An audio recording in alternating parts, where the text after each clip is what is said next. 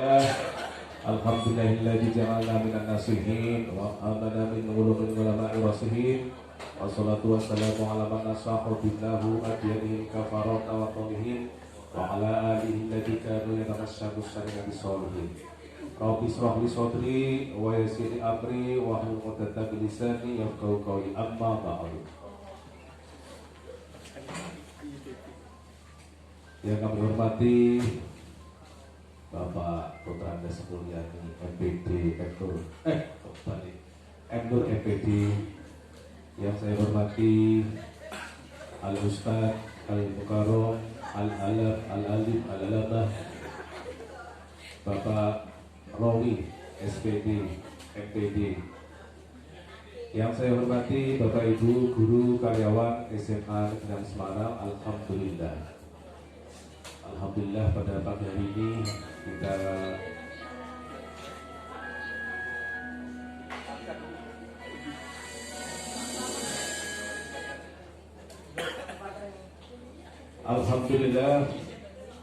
hari ini kita bisa bermuwajahah bertatap muka dalam rangka pengajian rutin setiap hari Kamis, yaitu Babin Roh,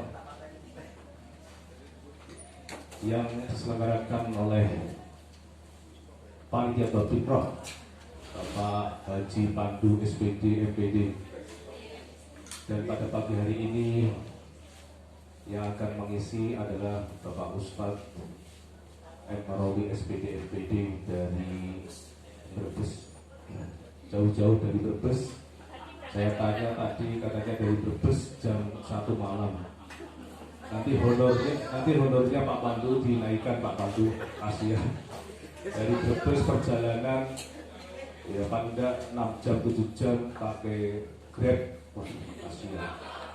Jadi paling enggak ya amplopnya paling enggak ya 2 juta. Baik Bapak Ibu yang saya hormati, pada pagi hari ini mengambil tema adalah mengejar takdir untuk meraih cita-cita. Saya kira mengejar salon istri Pak Linda. Baik, kami serahkan pada Pak Haji Rawi SPD MPD untuk memberikan tausiah sampai dengan pukul 07.30. nanti dialog 3 jam. 15 menit maksimal. Pada beliau kami persilakan. Terima kasih Ustadz J. Ini adalah alumni Pondok Gontor. Gontor-gontoran. Baik, assalamualaikum warahmatullahi wabarakatuh. Alhamdulillah wa syukurillah wassalatu wassalamu ala rasulillah la hawla wa la quwata illa billah, amma ba'd. A'udzubillahi minasyaitonir rajim. Bismillahirrahmanirrahim. Innallaha la yughayyiru ma biqaumin hatta yughayyiru ma bi anfusihim. Ayat surat Al-Rad ayat 11. Kepada yang terhormat Bapak Dr. Andes Mulyani Nur MPD, yang kami hormati Al Ustadz Slamet, Ustadz Joko, Ustadz J, Ustadz Cak Nur, dan Ustadz yang lain, Ustadz Karnawan, Dr. dari Pak Ustadz J, dan Bapak Ibu sekalian yang saya hormati dan saya muliakan. Alhamdulillah pada pagi hari ini kita masih diberi kenikmatan oleh Allah SWT sehingga kita bisa mengadakan kegiatan rutin, yaitu Babin Roh, dalam rangka untuk menambah wawasan keagamaan sekaligus untuk menambah keimanan dan ketakwaan kita kepada Allah Subhanahu wa Ta'ala. serta sholawat serta salam kita sampaikan kepada junjungan kita Muhammad Shallallahu Alaihi Wasallam. Semoga kita selalu dalam perlindungan syafaatnya dan semoga kita mendapatkan wasiatnya kelak di hari akhirat. Amin amin ya robbal alamin. Baik Bapak Ibu sekalian yang saya hormati, untuk pagi hari ini saya mengambil judul yaitu mengejar cinta, mengejar takdir untuk meraih cita-cita. Iya, Bapak Ibu sekalian, kalau bicara tentang takdir, ini pasti ada kaitannya dengan kode, dan takdir. Iya itu. Ya. Ini kalau menurut Ustadz J, ini masuk dalam kajian ilmu kalam. Ilmu kalam. Ilmu kalam itu apa? Ya, ini bahasanya bahasa filsafatnya Pak J. Ilmu kalam itu apa? Ilmu yang membicarakan tentang zat Tuhan, zat Allah, tapi berdasarkan argumentasi yang bersumber pada dalil akli atau logika kita, kemudian dalil nakli yaitu Al-Quran dan Al-Hadis. Ya. Ilmu kalam ini adalah dalam rangka untuk menepis keraguan-keraguan dalam filsafat tentang Tuhan. Ini sekilas saja. Ini kalau dibahas tentang ilmu kalam nanti lebar berjam-jam tidak akan selesai, dan kalau kita tidak sampai ke sana tidak akan mudeng. Dan maksudnya jangkauan ilmunya sampai ke sana tidak akan mudeng, malah semakin umat pusing yang bingung, sehingga kadang bisa mempengaruhi tingkat keimanan kita. Karena apapun diberikan keraguan kadang itu ilmu kalam. Yang imbasnya Bapak Ibu, dari ilmu kalam ini imbasnya muncul berbagai macam aliran Bapak Ibu. Ya, ada aliran Jabariyah, ada aliran Qadariyah, ada aliran Murji'ah, yang lebih ekstrim lagi namanya aliran Mu'tazilah, yang lebih mengagumkan apa itu namanya akal kita, sehingga kadang kayak mendewakan kepintaran kita, sehingga kadang seperti menyampingkan wahyu atau firman Allah Subhanahu wa taala. Itu kan ya, Bapak Ibu sekalian, ya, bicara tentang kode dan kodar, kemudian muncul takdir, yang sebenarnya materi ini sudah sering kita peroleh ya sejak kita SD. Ya, SD. Rukun iman ada berapa macam? Rukun iman ada berapa? Tidak tahu. Ada 6. Nah, iman yang terakhir adalah iman pada kode dan kodar. Dan itu pasti tahu. Cuma kadang kita hanya tahu kode dan kodar hanya sekedar konteks aja ya, yaitu tentang rukun iman. Iman pada kode kodar, ya, yaitu iman pada takdir, iman yang ke-6. Tapi substansinya kita kadang kurang mendalami. Kode itu ya kalau menurut Ustadz Nurfis adalah hukum, ya, hukum, kemudian ini dari segi linguistik ya, dari segi bahasa, hukum, kemudian kepastian, ya, ketetapan, kemudian perintah, bisa aja pemberitahuan, kemudian penciptaan. Ini pengertian kode, ya, kode, ya, secara linguistik, secara bahasa. Kemudian kalau menurut istilah, yaitu yang namanya kode itu adalah ketentuan atau ketetapan Allah yang muncul sejak zaman azali, ya, tentang segala sesuatu yang berkaitan dengan makhluk, sesuai dengan apa? Sesuai dengan iroda atau kehendak Allah Subhanahu wa taala. Ya. Seperti apa kode itu? Ya, seperti ada baik, ada buruk, ya. Kemudian ada hidup, ada mati, itu pasti. Ya, tidak mungkin kita bisa menolak. Nah, kalau menurut Ustaz itu namanya takdir ubrom, yang namanya mati, yang namanya hidup, kemudian yang namanya baik dan yang namanya buruk. Ubrom artinya yang mutlak, tidak bisa ditolak, tidak bisa kita menegosiasi. Ya, itu. Itu kodo ya Bapak Ibu.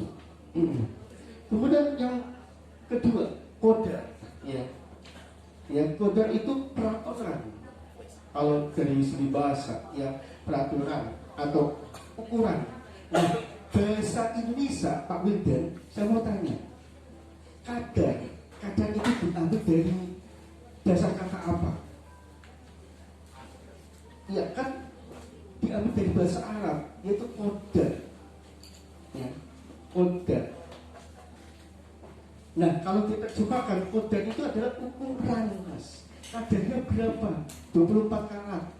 Ya, gitu. Jadi ukurannya apa? Peraturannya apa? Itu adalah kodar. Ya. Dan kodar ini adalah perwujudan dari kode ketetapan dari Allah terhadap apa? Segala sesuatu yang berkenaan dengan makhluk. Itu kodar. Ya. Dan biasanya kalau dari kodo dan kodar pasti menuju pada takdir, ya, menuju pada takdir, ya. Takdir ini pasti akan mengenai sesuatu yang telah terjadi atau yang sedang terjadi atau sedang yang akan terjadi. Jadi ada 3 komponen, yang telah terjadi, sedang terjadi, atau yang akan terjadi. Ini takdir, ya. Ini dalam surat Al-Qamar ayat 49. A'udzubillahi minasyaitonirrajim. Bismillahirrahmanirrahim. Inna kulla syai'in khalaqna biqadar. Sesungguhnya kami menciptakan segala sesuatu itu menurut ukuran. Nah, itu menurut kadarnya. Ya. Allah menciptakan manusia sesuai dengan kadarnya, menurut ukurannya. Ya, itu. Nah, ini takdir. Kemudian takdir. Takdir itu adalah ketentuan Allah. Ya. Ketentuan Allah yang bisa dirubah atau melalui sebuah proses. Itu takdir. Ya. Nah, kayak ini didengar mengejar takdir untuk meraih cita-cita. Nah, kalau kita merujuk dari pengertian tadi, ya, maka sebenarnya takdir itu bisa dioyak, bisa dikejar, ya. Kecuali takdir yang mutlak, yaitu mubrom, hidup mati, kemudian baik buruk, ya. Tapi kadang ada pernyataan atau statement yang mengatakan bahwa baik dan buruk kan bisa dirubah. Jadi kan bukan hanya sebagai suatu yang mutlak. Itu bisa aja masuk ke dalam suatu yang mu'alak, yang bisa dirubah. Iya bisa. Itu dengan apa? Dengan melakukan ikhtiar. Ya, dengan melakukan ikhtiar, usaha. Piye carane ben takdirku kecekel terus bisa terwujud, ya, itu usaha dengan ikhtiar. Nah, kalau orang yang menggunakan konsep pemikiran semacam itu bisa dirunut. Itu dalam sebuah aliran menurut Ustadz J, itu namanya aliran Qadariyah. Kita meyakini bahwa segala sesuatu yang kita peroleh harus melalui usaha ikhtiar. Tidak langsung ujug-ujug datang, tidak langsung melalui jalur langit duduk ada, terus atau dentingan pusat duduk ada, ya. Tapi melalui usaha. Kayak Mas Yudan punya cita-cita ingin punya istri yang cantik dan solehah. Tapi memang betul, Mbak Puspita itu kan perwalian saya. Anaknya cantik, solehah, kalem, manis dan sebagainya. Gitu. Jadi gimana caranya biar Mas Yudan bisa mengejar takdirnya untuk menggapai cita-citanya agar tercapai dengan sukses? Yaitu dengan usaha ikhtiar. Nggak menggunakan konsepnya Jabariyah. Kalau konsepnya Jabariyah gini, alah yang namanya jodoh rezeki pasti akan datang sendiri. Itu pemikiran Jabaria. Yang namanya jodoh dan apa namanya rezeki pasti datang sendiri. Apakah dengan Mas J, Pak J yang datang ini misalnya duduk ke ujung-ujung ada yang datang misalnya Mbak Maimunah datang, ya Pak J 500 ribu, ya nggak mungkin. Pasti kan akan melalui proses. Ya, prosesnya apa? Mungkin ada indikator lain bahwa Pak J telah menanam saham, telah titip pada Bu Maimunah dulu, pernah meminjami, kemudian menunjuk Bu Maimunah punya rezeki, kemudian dikembalikan. Itu saham rezeki itu loh, maksud saham ini konotasinya. Pak J, ya Pak J, gitu ya. Jadi untuk mengejar takdir ini muncul dalam diri manusia dua pemikiran, yaitu Jabariyah atau Qadariyah. Yang Jabariyah yang mengandalkan hanya Allah itu urusan Gusti Allah. Ne pinter, ne bodoh, ne sugih, ne miskin itu urusan Gusti Allah. Itu Qadariyah, Jabariyah, maaf. Beda dengan Qadariyah. Kalau Qadariyah, karena mungkin kalau saya diam aja nanti saya dapat rezeki, dapat uang. Itu Qadariyah. Lebih condong kepada logika. Lalu bagaimana caranya supaya mendapatkan rezeki, mendapatkan nafkah? Ya bergerak, jangan statis, ayo dinamis. Bergerak untuk mengejar rezekinya Allah. Karena dia mengambil konsep dari surat Ar-Ra'd ayat 11. Innallaha la yughayyiru ma biqaumin hatta yughayyiru ma bi anfusihim. Sesungguhnya Allah tidak akan merubah suatu kaum sampai mereka merubah dirinya sendiri. Artinya apa? Kita tidak akan bisa berubah, tidak akan bisa berkembang kalau kita hanya diam saja. Ayo bergerak. Iya. Kayak kita tim pembangunan masjid punya cita-cita ingin membangun sebuah masjid yang layak, yang bisa digunakan sejumlah sekian ribu anak, 1.200 atau sekian anak yang layak. Tapi kalau kita hanya sekedar konsep panitia aja, kemudian tidak bergerak, ya mana mungkin bisa akan terjadi, mana mungkin bisa akan terbangun. Maka untuk mengejar takdirnya, ya kita berusaha mencari donatur, mencari para donatur yang dengan ikhlas, yang peduli dengan sebuah pembangunan tempat ibadah. Ya itu. Kemudian setelah kita bekerja untuk mewujudkan takdir itu, ya. Iya. Kita berdoa, ya Allah. Ya. Tidak ada segala sesuatu tanpa kehendak-Mu, tanpa kehendak-Mu. Ya. Maka kabulkanlah, mudahkanlah jalan kami untuk meraih, untuk mengejar takdir yang kita impikan agar cita-cita kita menjadi tercapai. Itu doa. Ya. Nah setelah doa baru kita pasrah, ya Allah. Masalah nanti hasilnya saya serahkan dengan-Mu, ya Allah. Saya yakin Allah akan memberikan suatu kebaikan pada kamu itu. Nah, tapi setelah ikhtiar, doa, tawakal, ini ojo mandek Mas Ari, jangan berhenti ya. Kalau berhenti nanti ujung-ujungnya kembali ke Jabariyah lagi.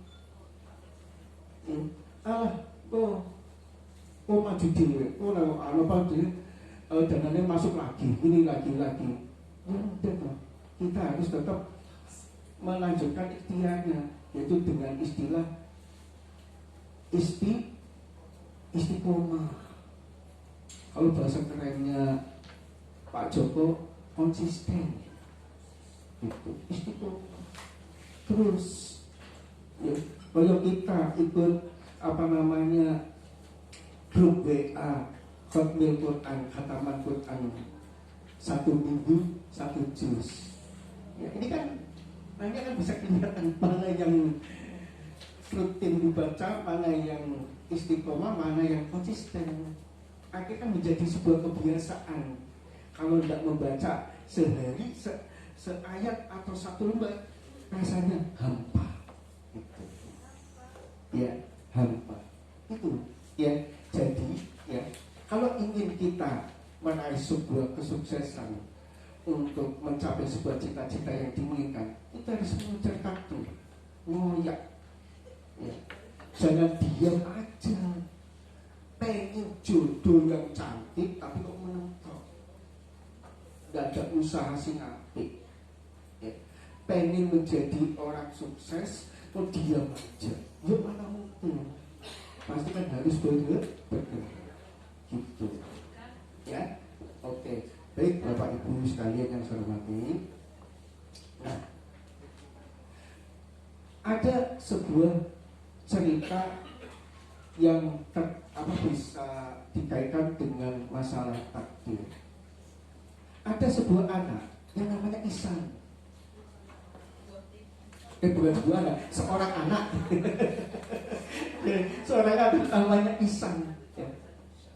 Ihsan ini kalau di sekolah selalu dibully. Ya, dibully terus gurunya juga ikut bully karena tidak bisa menjawab apa yang selalu dipertanyakan oleh soal yang disampaikan oleh guru, atau tidak bisa mengerjakan pertanyaan-pertanyaan yang disampaikan oleh guru. Kalau tulis, gurunya terbalik-balik, yang A jadi V, yang U jadi N. Waduh. Nah, sampai bapak ibunya bingung, ya Allah, karena apa? Didatangi oleh guru ke rumahnya, terus disurati oleh BK untuk menyampaikan perkembangan psikologi dan perkembangan edukatifnya, kognitifnya dan sebagainya. Nah, kita bertemu. Nah, sampai suatu ketika bapaknya punya pemikiran, gimana ya kita cari sekolah yang lebih bagus dan lebih mau menerima. Ya. Ini bapaknya memikir banget, iya, ben anakku iso maca, ben iso nulis, ben iso nulis bener, iso maca bener, dan dibully dan diseneni bapak ibu guru, ya. Mikir akhirnya ketemu sekolah. Mendapat sekolah juga tidak menyelesaikan masalah. Gurunya juga sama seperti sekolah pada asalnya. Tahu-tahu datang guru yang baru, tidak langsung menjas, menghakimi atau menghujat